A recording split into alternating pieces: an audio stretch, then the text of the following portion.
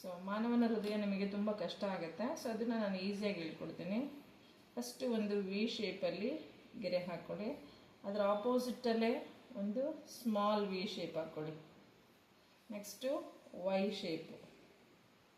ಶೇಪಲ್ಲಿ ಒಂದು ಗೆರೆಯನ್ನು ಹಾಕ್ಕೊಳ್ಳಿ. ಸೊ ಈ ಎರಡೂ ಗೆರೆಗಳನ್ನು ಡಬಲ್ ಲೈನ್ ಬರೆಯೋಣ.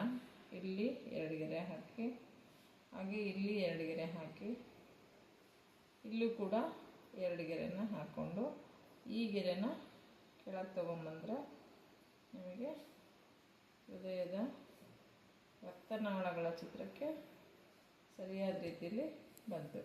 ಸೊ ಈಗ ಈ ಒಂದು ರಕ್ತನಾಳನ ಇಲ್ಲಿ ಕನೆಕ್ಟ್ ಮಾಡಿ, ಈ ರಕ್ತನಾಳನ ಇಲ್ಲಿ ಕನೆಕ್ಟ್ ಮಾಡಿ. ನೆಕ್ಸ್ಟ್ ಇಲ್ಲಿ ನಿಮಗೆ ಡೈರೆಕ್ಟಾಗಿ ಬರೆಯೋಕ್ಕಾಗಲ್ಲ, ಹಾಗಾಗಿ ಫಸ್ಟ್ ಏನು ಮಾಡಿ ಅಂದರೆ ಸ್ವಲ್ಪ ಒಳಗೆ ಹಿಂಗೆ ತಗೊಂಡು ಹಿಂಗೆ ಬನ್ನಿ. ನೆಕ್ಸ್ಟು ಇಲ್ಲೂ ಸ್ವಲ್ಪ ಒಳಗೆ ಹಿಂಗೆ ತಗೊಂಡು ಈ ಥರ ಬನ್ನಿ. ನೆಕ್ಸ್ಟು ಇದಕ್ಕೆ ಹಾರ್ಟ್ ಶೇಪನ್ನು ಕೊಡಿ. ಹಾರ್ಟ್ ಶೇಪು ಹೀಗೆ ಬರಲಿ. ಸ್ವಲ್ಪ ವಾಲಿರಬೇಕು, ಎಡಭಾಗಕ್ಕೆ ವಾಲಿದಂತೆ ಇರುತ್ತೆ ಮನುಷ್ಯನ ಹೃದಯ ಅಂತೇಳಿ, ಹಾಗಾಗಿ ವಾಲಿರಬೇಕು. ನೆಕ್ಸ್ಟು ಈ ರಕ್ತನಾಳಗಳನ್ನು ಕ್ಲೋಸ್ ಮಾಡ್ಕೊಳ್ತೀನಿ, ಯಾಕಂದರೆ ನಿಮಗೆ ಸುಲಭ ಆಗುತ್ತೆ, ಕಲಿಯೋದಕ್ಕೆ ಈಸಿ ಆಗುತ್ತೆ. ಸೊ ಚಿತ್ರವನ್ನು ನೀವು ಗ್ಯಾರಂಟಿ ಕಲಿಬೇಕು, ಯಾಕಂದರೆ ಎಕ್ಸಾಮಿಗೆ ಗ್ಯಾರಂಟಿ ಪ್ರಶ್ನೆ ಇದು. ಈ ಚಿತ್ರ ಎಲ್ಲನೂ ಡಬಲ್ ಲೈನಲ್ಲಿ ಬರಿತಾ ಹೋಗೋಣ. ಏನು ಬರೆದಿದ್ದೀರಲ್ಲ ಅದೇನು ಚಿತ್ರನ 2 ಲೈನಲ್ಲಿ ಬರ್ಕೊತಾ ಹೋಗ್ರಿ ಅಷ್ಟೇ. ಸೊ ವಿ ಮತ್ತು ವೈ ಶೇಪಲ್ಲಿ ಆಗಿರ್ತಕ್ಕಂತಹ ರಕ್ತನಾಳಗಳನ್ನು ಸೊ 2 ಲೈನಲ್ಲಿ ಬರ್ತಾರೆ, ಡಬಲ್ ಲೈನಲ್ಲಿ ಚಿತ್ರ ನಿಮಗೆ ಕಂಪ್ಲೀಟ್ ಆಗುತ್ತೆ. ಯಾಕಂದರೆ ಇದು ನೀಳಛೇದ ನೋಟದ ಚಿತ್ರ ಆಗಿರೋದ್ರಿಂದ ಸೊ ಈ ಥರ ಡಬಲ್ ಲೈನಲ್ಲಿ ತೋರಿಸಲೇಬೇಕಾಗುತ್ತೆ ನೀವು. ಇದು ಒಂದು ಹಾಕೊಂಡೆ. ನೆಕ್ಸ್ಟ್ ಇಲ್ಲೂ ಡಬಲ್ ಲೈನಲ್ಲಿ ಹಾಕೋಣ. ಈ ಡಬಲ್ ಲೈನಲ್ಲಿ ಹಾಕಬೇಕು. ಸೊ ಇದನ್ನು ಕೂಡ ಡಬಲ್ ಲೈನಲ್ಲಿ ಹಾಕಬೇಕು. ಇಲ್ಲಿ ಹೃದಯದ ಕೋಣೆಗಳಿದೆ. ಸೊ ಮೊದಲ 2 ಕೋಣೆಗಳು, ಇಲ್ಲಿ ಇನ್ನೊಂದು ಕೋಣೆ ಅಂದರೆ ಕೆಳಗಿನ ಕೋಣೆಯನ್ನು ತಗೊಳ್ಬೇಕಾದ್ರೆ ಪೂರ್ತಿ ಹೋಗಬಾರ್ದು, ಇಲ್ಲಿ ನಿಲ್ಲಿಸ್ಕೋಬೇಕು. ಇಲ್ಲಿಂದ ಮೇಲಿಗೆ ಬಂದು ಇಲ್ಲಿ ನಿಮಗೆ ಆ್ಯಕ್ಚುಲಿ ಹೃದಯದ ಕೋಣೆಗಳನ್ನು ತೋರಿಸೋದಕ್ಕೆ ಚಿತ್ರನ ಈಸಿಯಾಗಿ ಈ ಥರ ಡಿವೈಡ್ ಮಾಡಿಕೊಂಡ್ರೆ ಹೃದಯದ ಕೋಣೆಗಳು 4, 1, 2, 3, 4 ಬಂತು. ಸೊ ಮನುಷ್ಯನ ಹೃದಯ 4 ಕೋಣೆಗಳಿಂದ ಮಾಡಲ್ಪಟ್ಟಿದೆ.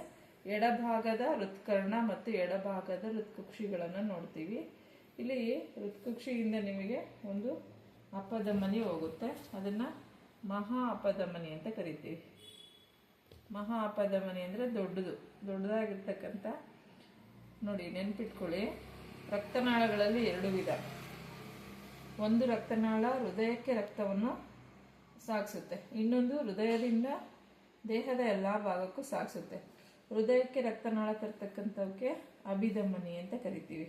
ಇವು ಶುದ್ಧೀಕರಣಕ್ಕಾಗಿ ರಕ್ತ ತರಿಸುತ್ತೆ. ಇಲ್ಲಿ ಮೇಲ್ಭಾಗ ಇರ್ತಕ್ಕಂಥದ್ದು ಉಚ್ಚ ಅಭಿಧಮನಿ, ಕೆಳಭಾಗ ಇರ್ತಕ್ಕಂಥದ್ದು ನೀಚ ಅಭಿಧಮನಿ ಅಂತೀವಿ. ರಕ್ತ ಅಲ್ಲಿಂದ ಬಂದು ಮೊದಲ ಕೋಣೆಗೆ ಅಂದರೆ ನಿಮ್ಮ ಬಲಭಾಗದ ಹೃದಯಕ್ಕೆ ಬಂದು ರಕ್ತ ಶುದ್ಧೀಕರಣಕ್ಕೆ ಸಾಗಿಸುತ್ತೆ. ಸೊ ಇಲ್ಲಿ ನೀವು 2 ಅಂದರೆ ಈ ಕಡೆಯಿಂದ ಬರ್ತಕ್ಕಂಥದ್ದು ಈ ಕಡೆಯಿಂದ ಬರ್ತಕ್ಕಂಥ ರಕ್ತನ ಸಪ್ರೇಟಾಗಿ ಅದು ವಾಪಸ್ ಹೋಗ್ದಂಗೆ ಕಾಪಾಡೋದಕ್ಕೆ ಕವಾಟ ಇರ್ತವೆ. ಇಲ್ಲಿಂದ ಒಂದು ಕವಾಟ ತೋರಿಸಿ, ಇಲ್ಲಿಂದ ಒಂದು ಕವಾಟ ತೋರಿಸಿ, ಹಾಗೆ ಇಲ್ಲಿಂದ ಒಂದು ಕವಾಟ, ಸೊ ಇಲ್ಲಿಂದ ಒಂದು ಕವಾಟ ತೋರಿಸಿ. 2 ಕವಾಟಗಳಲ್ಲಿ ರಕ್ತ ವಾಪಸ್ ಹೋಗಲ್ಲ. ವಾಪಸ್ ಹೋಗದೆ ಇರೋದಕ್ಕೆ ಇಲ್ಲಿ ಸ್ನಾಯುಗಳಿರುತ್ತೆ. ಆ ಸ್ನಾಯುಗಳನ್ನು ಈ ಥರ ಗೆರೆ ಹಾಕಿ ತೋರಿಸಿದ್ರೆ ಸ್ನಾಯುಗಳು ರಕ್ತವನ್ನು ವಾಪಸ್ಸು ಹೃದಯದಿಂದ ಅಥವಾ ರಿವರ್ಸ್ ಹೋಗೋದಕ್ಕೆ ಅದು ಬಿಡಲ್ಲ. ಸೊ ಇಲ್ಲಿ ರಕ್ತನಾಳಗಳು ಕ್ಲಿಯರ್ ಆಯಿತು. ಈಗ ರಕ್ತ ಎಲ್ಲಿಂದ ಬರುತ್ತೆ ನಮಗೆ? ನಮ್ಮ ಪ್ರಕಾರ ಈ ಬಲಭಾಗದಿಂದ ಬಂದಿರತಕ್ಕಂಥ ರಕ್ತ ಸೊ ಕೆಳಗೆ ಬಂತು, ಹೃತ್ಕರ್ಣ ಮತ್ತು ಹೃತ್ಕಕ್ಷಿಗಳ ಮೂಲಕ ಶುದ್ಧೀಕರಣಕ್ಕೆ ಹೋಗುತ್ತೆ, 2 ಶ್ವಾಸಕೋಶಕ್ಕೆ ಹೋಗುತ್ತೆ. ಸೊ ದೇಹದಿಂದ ಹೊರ ಹೋಗ್ತಿರೋದ್ರಿಂದ ಇವನ್ನ ಅಪಧಮನಿ ಅಂತ ಕರಿತೀವಿ. ಸೊ ಪುಪ್ಪಸಕ ಅಪಧಮನಿಗೆ ಹೋಗುತ್ತೆ, ಅಲ್ಲಿ ಶುದ್ಧೀಕರಣ ಆಗಿ 2 ಶ್ವಾಸಕೋಶಗಳಿಂದ ಪುಪ್ಪಸಕ ಅಭಿಧಮನಿಗಳ ಮೂಲಕ ರಕ್ತ ಬಂದು ಹೃದಯಕ್ಕೆ ಸೇರುತ್ತೆ.